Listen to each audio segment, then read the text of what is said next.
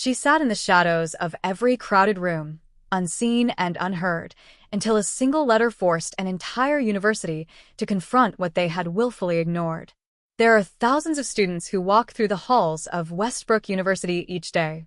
It pulses with ambition, with laughter, with the endless noise of young lives colliding. But within that chaos, there existed a silence, so profound it became its own presence.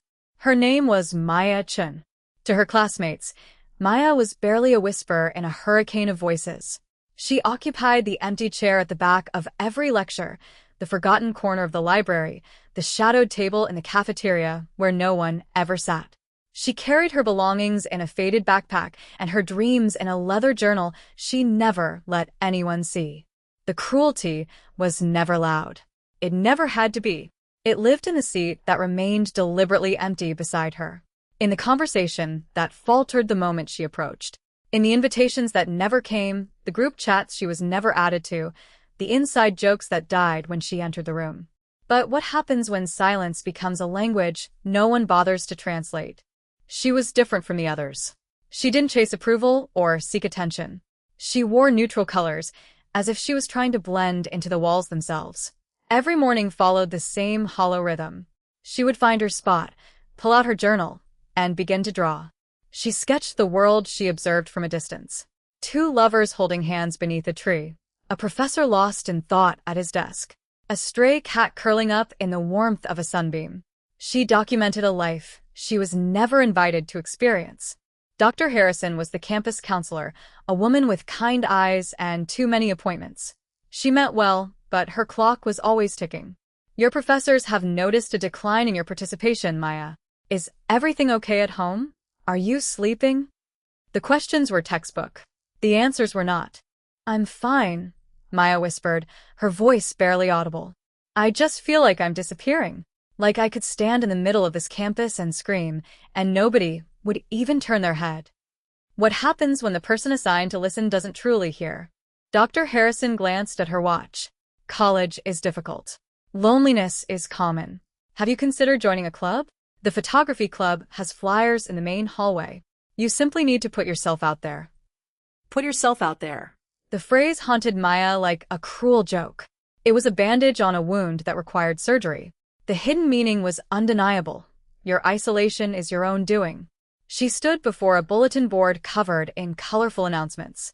The photography club poster featured bold text about capturing the extraordinary. She looked down at her own sketches. They were quiet. They were gentle. They were the opposite of extraordinary. She walked away. She stopped eating in the cafeteria. She stopped raising her hand in class. She stopped brushing her hair. She stopped caring. The loneliness transformed from an emotion into a physical weight. It pressed against her ribs with every breath. It made her limbs heavy and her thoughts darker. She accepted her invisibility as inevitable. But invisible people still have stories, and sometimes those stories demand to be told. That was when the writing began.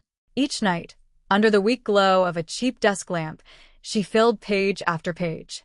This was not a diary filled with secrets. This was a confession. She wrote about the day she sat for 3 hours in the dining hall and watched 1,000 students eat, laugh, and connect while she remained untouched. She wrote about the professor who dismissed her question with a wave of his hand. The material is in the textbook. If you can't understand it, that's not my concern. She wrote about her mother, a waitress who worked double shifts at a diner just to afford this tuition. A mother she now avoided calling because failure was easier to hide than disappointment. She wrote with terrifying clarity, as if she was composing the final chapter of a life no one had bothered to read. As if leaving behind an explanation would somehow make the silence bearable. She sealed the letter in a plain envelope and wrote 3 words on the front. For the dean. What would happen when the most powerful man on campus finally read about the girl nobody saw? Dean Whitmore was a man of policies and percentages. He measured success in graduation rates and donor contributions. He handled problems like mathematical equations, always seeking the neatest solution. He found the envelope beneath his door one Tuesday morning. He sighed, assuming it was another complaint about parking permits. He opened it while reaching for his coffee. His expression changed within seconds. The coffee cup remained suspended in midair. His eyes moved rapidly across the page. His knuckles turned white. He read about the silence that surrounded Maya like a second skin. He read about the empty chair beside her. He read about the weight of being seen but never truly noticed. He read about a girl who had slowly disappeared in plain sight. Then he reached the final passage. I used to believe that being invisible was the worst pain I could endure. But I was mistaken. The greater agony is realizing that even when people see you, they choose to look away. It's knowing that my presence, my suffering, my existence, it all adds up to nothing more than background noise. I am leaving Westbrook soon. Not because I've graduated. Because this place is no room for me, and I am exhausted from trying to deserve a seat at a table that doesn't want me. I simply wanted you to understand what you overlooked. But would that understanding come too late? Dean Whitmore dropped the letter. He grabbed his phone with shaking hands. This is Dean Whitmore. I need Maya Chen's student file immediately. And I need campus security to find her. Now. They searched everywhere. Her dorm room was empty. Her belongings were gone. It was as if she had vanished into the silence she had described so vividly. Dean Whitmore approached the podium. He looked exhausted. He clutched Maya's letter like a lifeline. I stand before you today to confess a failure, he began, his voice rough. Not a failure of administration or procedure. A failure of humanity. He scanned the sea of faces before him. He saw them all, a blur of indifference. A young woman named Maya Chen wrote me a letter. A letter that describes a suffering so profound, so deeply woven into the fabric of this institution, that I am ashamed to admit it took me until now to recognize it. She spoke of isolation.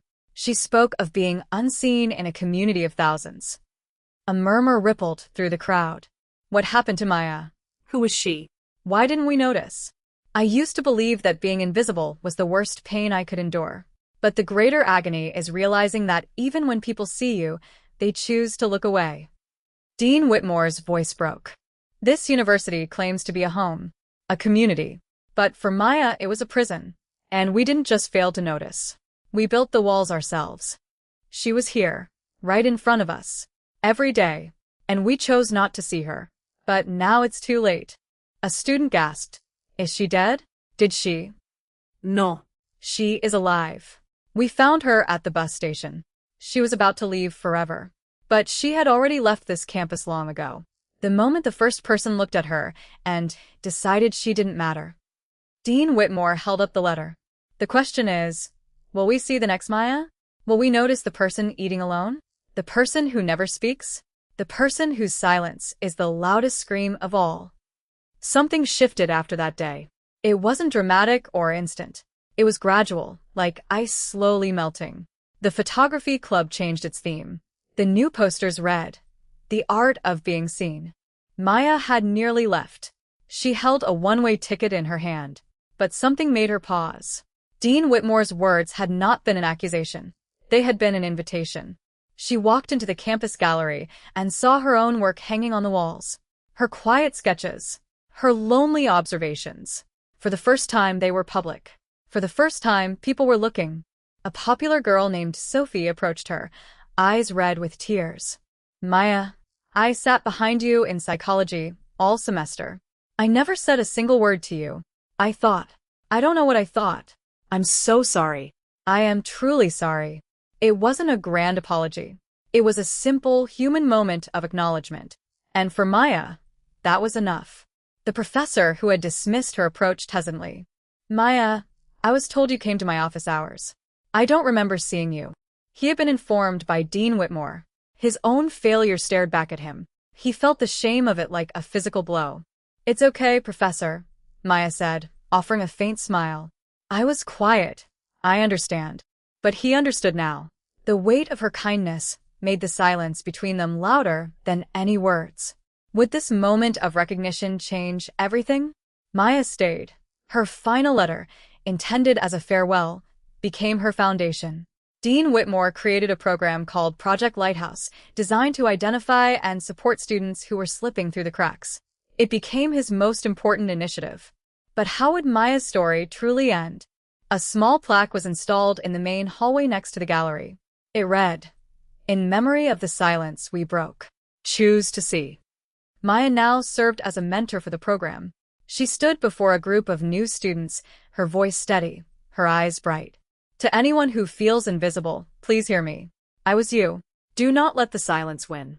Your story deserves to be told, and it deserves to be heard. True courage is not being seen. It is learning to see others before it is too late.